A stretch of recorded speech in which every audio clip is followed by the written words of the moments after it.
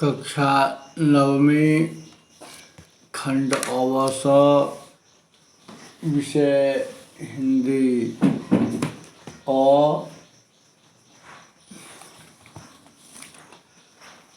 आज हम लोग रसखान के द्वारा रचित सवैये देखेंगे।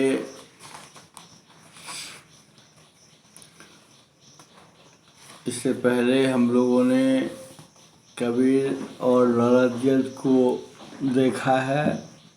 पाठ संख्या 11 में रसखान के द्वारा रचित सवैये। अब इसमें हम पहले देखेंगे रसखान के जीवन वृत्त को, अर्थात उनके परिचय को। यह एक अद्भुत विषय है कि आकर्षण लोगों को पंथ परिवर्तन तक करा देता है। यह हृदय की बात है। कृष्ण की भक्ति, कृष्ण की कृपा, कृष्ण की विशेषता से प्रभावित होकर सैयद इब्राहिम नामक वह महान व्यक्ति कृष्ण भक्त बन जाता है और रसखान के नाम से प्रसिद्ध होता है। सन 1548 की बात है। दिल्ली के आसपास इनका जन्म हुआ था। मूल नाम तो सैयद इब्राहिम था, लेकिन साहित्य जगत इन्हें जानता है रसखान के नाम से। कृष्ण भक्ति में ऐसे मग्न हुए, तल्लीन हुए, रम गए कि फिर मुड़कर नहीं देखा। आचार्य वल्लभ के स्वनाम धन्य पुत्र गोस्वामी विट्ठलनाथ जी से इन्होंने दीक्षा ली और ब्रजभूमि में आकर बस गए। इस प्रकार से कृष्ण की भक्ति में तल्लीन अद्भुत साहित्य साधक रसखान साहित्य की साधना करते, कृष्ण की भक्ति करते सन 1628 में परलोकवासी हो गए। उनकी मृत्यु हो गई। यूँ तो उनकी कई कृतियां हैं, लेकिन सुजान रसखान और प्रेम वाटिका उनकी उपलब्ध कृतियां हैं। इनकी तमाम रचनाएं रसखान रचनावली के नाम से प्रकाशित हैं। देखिए, रसखान मुख्यतः कृष्ण भक्त ठहरे और उनकी अनुरक्ति कृष्ण के प्रति प्रकट हुई है। कृष्ण भूमि के प्रति प्रकट हुई है। कृष्ण से संबंधित हर वस्तु के प्रति प्रकट हुई है। अनन्य अनुराग देखने को मिलता है कृष्ण के प्रति इनके जीवन में, इनके काव्य में। जब आप डुबकी लगाएंगे तो कृष्ण की रूप माधुरी ब्रजमंडल की विशिष्ट महिमा, राधा और कृष्ण की प्रेम लीलाओं का मनोहर वर्णन, ग्वाल बाल गोपियों, ब्रजवासियों की भाव विह्वलता, खास करके आप प्रेम की तन्मयता, भाव प्रवणता और आसक्ति के उल्लास के विशिष्ट दर्शन करेंगे इनके काव्य में। इनकी भाषा की जो मार्मिकता है वह सहज ही आकर्षित कर लेती है और कहना पड़ेगा कि शब्द चयन में इनका कोई जोड़ा नहीं। शब्द की 3 शक्तियाँ देखने को मिलती हैं, अभिधा, लक्षणा और व्यंजना। व्यंजना शैली में आप इनके पद के भाव जब देखेंगे तो मुग्ध हो जाएंगे। ब्रजभाषा में रचित इनके सवैये अत्यंत ही सरस हैं, लेकिन शब्द संबंधी आडंबर खोजने से भी आप नहीं देख पाएंगे। आपको जानना चाहिए कि ये सवैये क्या हैं। सवैये तो पहले सवैया का बहुवचन रूप है और यह जानिए कि कविता के प्राण को छंद कहते हैं।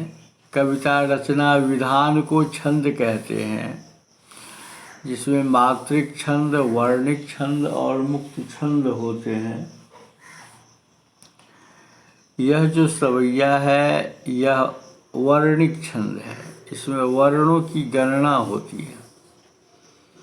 22 से लेकर 26 वर्ण होते हैं सवैया में। और ब्रजभाषा में रचना करने वाले जितने भी रचनाकार हुए हैं, अधिकांशतः सवैया में अपनी रचना करके अपने को लोकप्रिय बनाया। तो सवैया क्या हुआ? सवैया एक छंद है, वर्णिक छंद है। इस छंद में 22 से लेकर के 26 वर्ण होते हैं और यह बहुप्रचलित, लोकप्रिय, सर्वाधिक प्रसिद्ध छंद है ब्रजभाषा का। रसखान के द्वारा 4 सवैये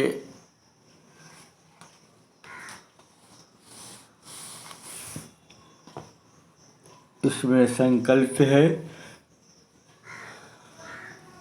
रसखान रचित 4 सवैये आप पढ़ेंगे बारी बारी से। पहला सवैया और दूसरा सवैया में आप देखेंगे कि किस प्रकार से उन्होंने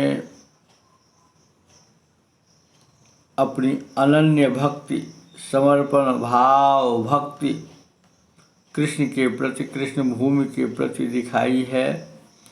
यह आप पहले और दूसरे सवैये में देखेंगे। इसके बाद आप देखेंगे तीसरे सवैये में कृष्ण के रूप सौंदर्य के प्रति गोपियों की मुग्धता, जिसमें गोपियाँ कृष्ण का स्वांग रचाती है,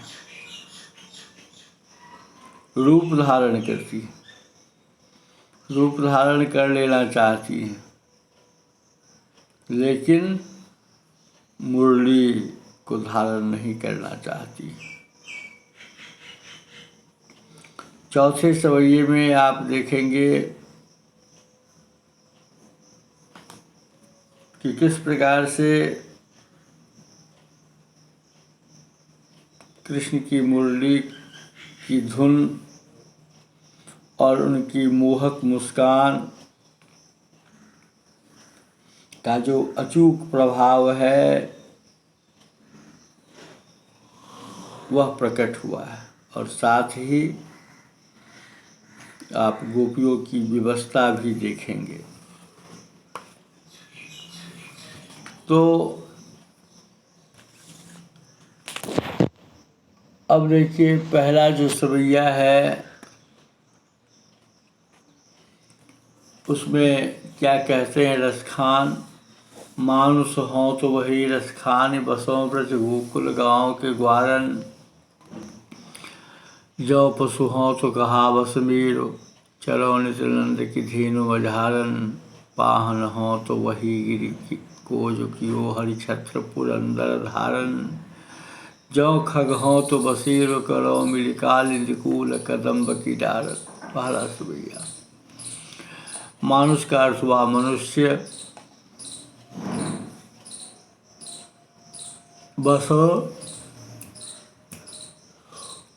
बसना निवास करना, पशु जानवर, धेनु गाय, मझारन मध्य, चरों चरना, पाहन पत्थर, गिरि पर्वत पहाड़। यहाँ पर गोवर्धन पर्व है ना के लिए आया है। हरि छत्र, छत्र छाता, हरि कृष्ण, पुरंदर देवराज इंद्र, खग पक्षी, बसेरो वास करना, कालिंदी यमुना, कूल किनारा, कदम्ब एक प्रकार का वृक्ष जिसमें वर्षा काल में फल लगते हैं।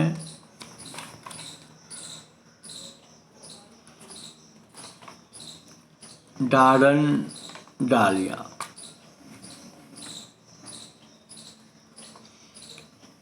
ये पहले सवैये के शब्दार्थ हुए। अब देखिए, यह जो पहला सवैया है इसमें आप देखेंगे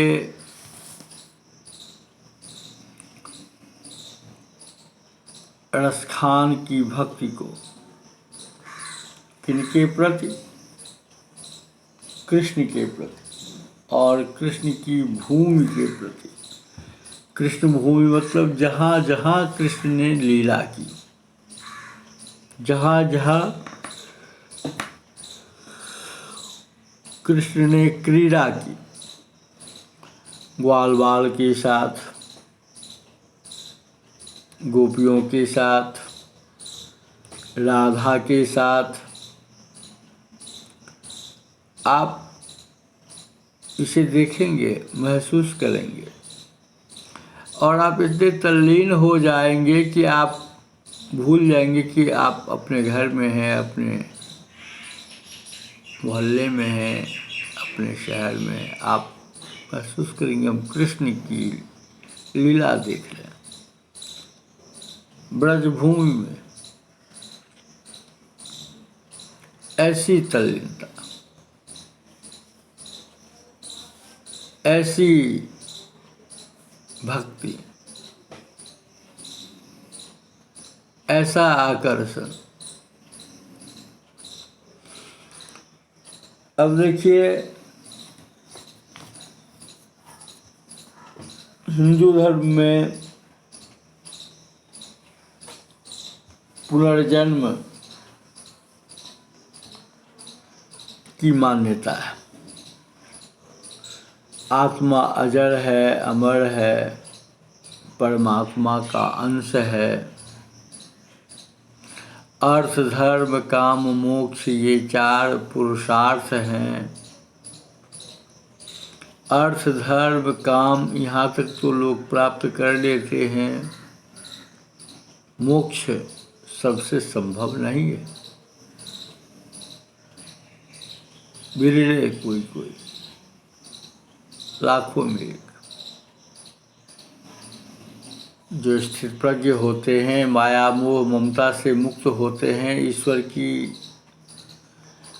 समर्पित भक्ति करते हैं। बड़ी कठिन साधना है।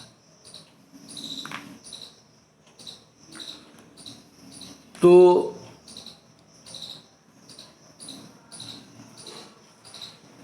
रसखान कहते हैं कि हे प्रभु, हे कृष्ण,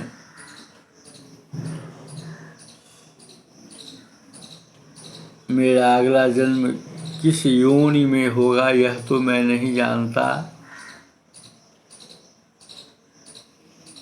लेकिन जिस किसी योनि में मेरा जन्म हो, मैं ब्रजमंडल में ही रहना चाहता हूँ। अब उनके भाव को देखिए, कितना समर्पण भाव है। अद्भुत भक्ति की है कृष्ण की रसखान ने। कहते अगर मैं मानुष के रूप में जन्म लूं, अगला जन्म मेरा मनुष्य के रूप में हो, तो हे कृष्ण, हे माधव, हे प्रभु,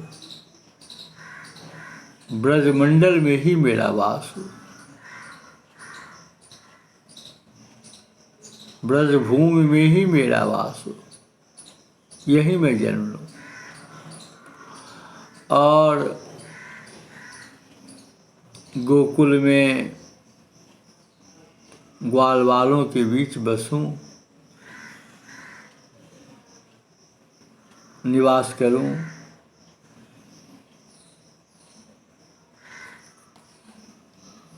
अब आगे कहते हैं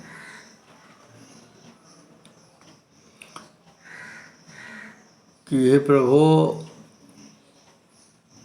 अगर मनुष्य के रूप में मेरा जन्म ना हो, मान लीजिए पशु के रूप में हो, तो पशु तो विवश होता है, उसके मालिक उसको जिधर ले जाए, गले में डोरी बांधकर, रस्सी बांधकर जिधर ले जाए, विवश होता है, अपना वश तो है नहीं। पशु क्या, आप कोई भी हो, अगला जन्म किस में होगा कोई नहीं जानता है। इस पर आपका वश नहीं है। आपका धर्म, आपका कर्म, ईश्वर की कृपा, फलाफल इस पर निर्भर करता है। तो रसखान कहते हैं कि अगर अगला जन्म मेरा पशु के रूप में, अगर मैं पशु में जाऊं यदि, तो इस पर तो किसी का वश भी नहीं है। कहाँ वश मेरा वश क्या होगा इस पर। लेकिन इतनी तो कृपा कृष्ण कर ही सकते हैं कि अगर पशु के रूप में मेरा जन्म हो तो नंद गांव में हो, और नंद की जो गायें हैं उनके मध्य हो, नंद महाराज की गायों के मध्य ही मैं रहूं, उनके मध्य ही चरूं, है ना। ऐसा क्यों चाहते हैं रस खाना? कहा कृष्ण के प्रति समर्पित, स्वयं वो ब्रजभूमि में आकर बस गए थे। वो स्वामी विट्ठलनाथ से दीक्षा लेने के बाद ब्रजभूमि में आकर बस गए। इतनी आस्था, ऐसा आकर्षण, ऐसी भक्ति थी उनके अंदर।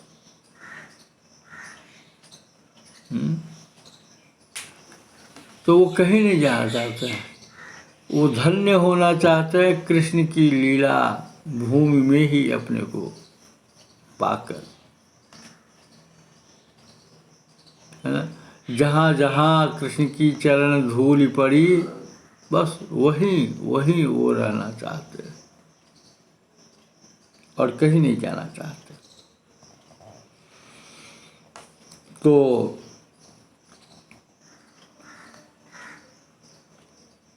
रसखान कहते कि अगर पशु के रूप में मेरा जन्म हो तो गोकुल में ही हो, महाराज नंद की गायों के बीच में रहूं, निवास करूं और उनकी ही गायों के साथ मिलकर चरूं।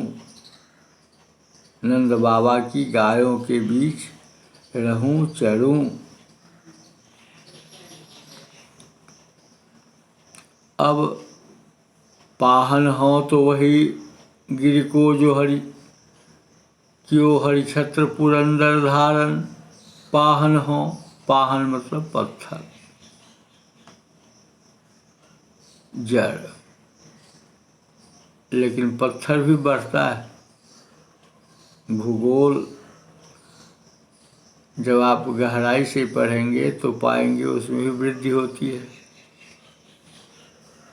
कहेंगे वह तो निर्जीव है, ईश्वर की लीला है।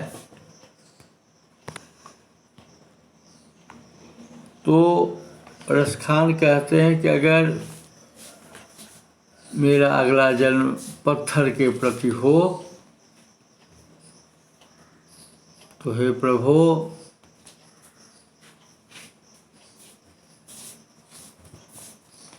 मैं गोवर्धन पर्वत का हिस्सा बनूं। उसी गोवर्धन पर्वत का जिस पर्वत को भगवान कृष्ण ने छाते के रूप में धारण किया था, अंगुली पर उठाई थी। देवराज इंद्र के कोप से ब्रजमंडल को बचाया था, ब्रजवासियों को बचाया था, है ना।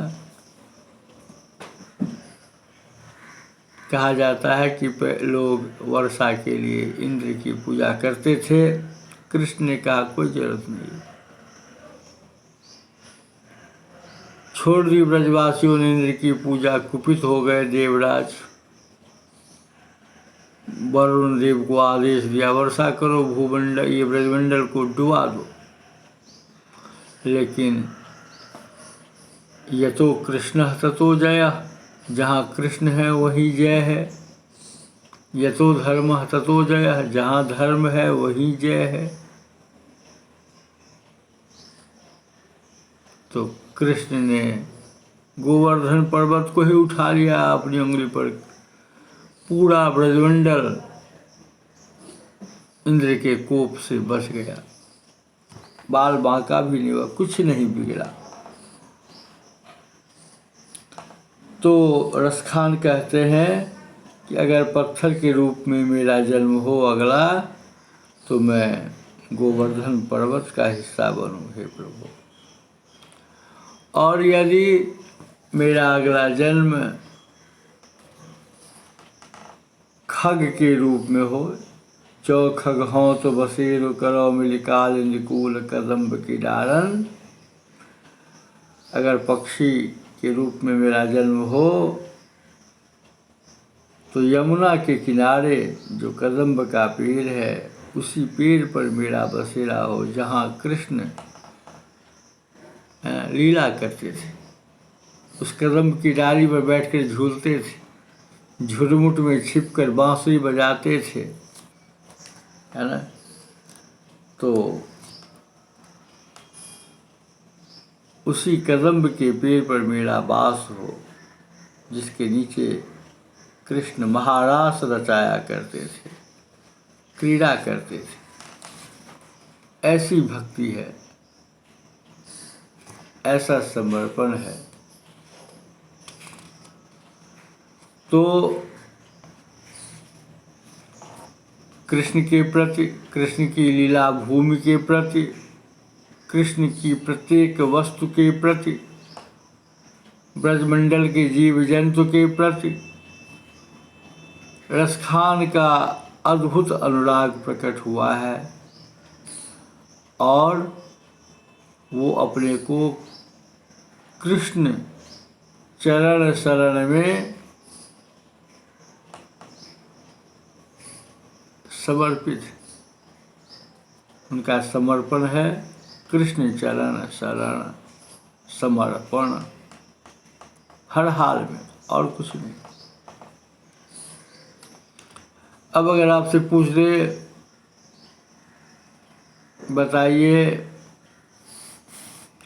रसखान श्री कृष्ण का सानिध्य पाने के लिए क्या क्या कामना करते हैं, क्या इच्छा है उनकी?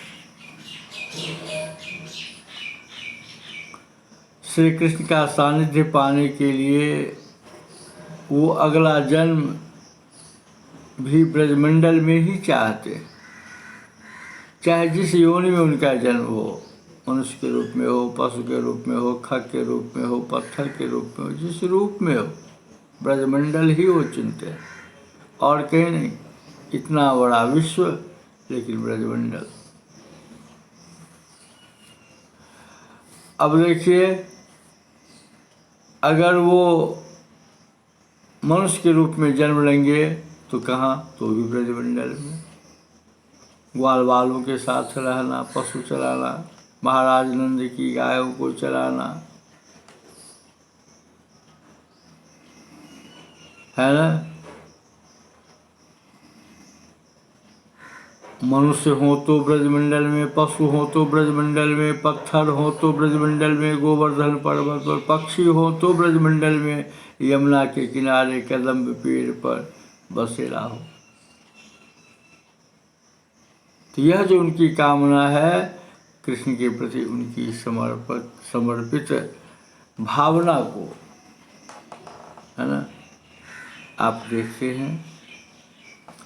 अगर आपसे पूछ दिया जाए कि यह जो आपने पहला सबिया देखा, इसमें कहीं अलंकार आपने देखा, तो आप जानते हैं कि जब खास व्यंजन वर्ण की आवृत्ति होती है तो उसको अनुप्रास कहते हैं। तो कालिंदी कूल कदम्ब की डालन, क अक्षर की आवृत्ति देखिए, क व्यंजन है, इसकी आवृत्ति हुई है। तो कौन सा अलंकार हो गया, आप कहने की जरूरत नहीं, अनुप्रास अलंकार है। अब देखिए, आपने देखा कि रसखान ने कहा कि अगर हम पक्षी हों, खग हों, तो कालिंदी के किनारे, यमुना के किनारे जो कदम्ब का पेड़ है उस पर मेरा बसेरा हो, वास हो, घोंसला हो। आखिर ऐसा क्यों चाहते हैं रसखान? देखिए, यमुना के किनारे कदम्ब के पेड़ पर चढ़कर कृष्ण जब बांसुरी बजाते थे तो ब्रजमंडल झूम उठता था, मुग्ध हो जाता था। ग्वाल बाल दौड़े चले आते थे, गोपियाँ मुग्ध हो जाती थीं, है ना। पंक्ति आई है, वह बांसुरी की धुनि कान पर है,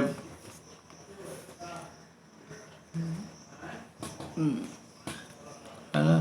तो कृष्ण की बांसुरी की धुन कान में पड़ते ही कुल कान ही हो तजिभाजती है, कुल की सारी मर्यादा छोड़कर गोपियाँ दौड़ पड़ती थी महारास के लिए, रास के लिए, लीला के लिए। तो यमुना के किनारे जो कदम्ब का पेड़ है उस पर चढ़कर कृष्ण मुरली बजाते थे, है ना। उस कदम्ब की डालियों पर बैठकर झूलते थे, झूला लगाते थे, उस पर बैठकर झूलते थे। राधा गोपियों के साथ, ग्वाल बालों के साथ क्रीड़ा करते थे, रासलीला करते थे। यही कारण है कि रसखान चाहते हैं कि अगर उनका अगला जन्म पक्षी के रूप में हो तो बास किसी कदम्ब के पेड़ पर हो और किसी पेड़ पर नहीं। कृष्ण का सानिध्य उनको मिल सके। तो आपने रसखान का परिचय देखा और पहला सवैया देखा। यह हमारी दूसरी पुनरावृत्ति हुई है। शेष अगले दिन। धन्यवाद।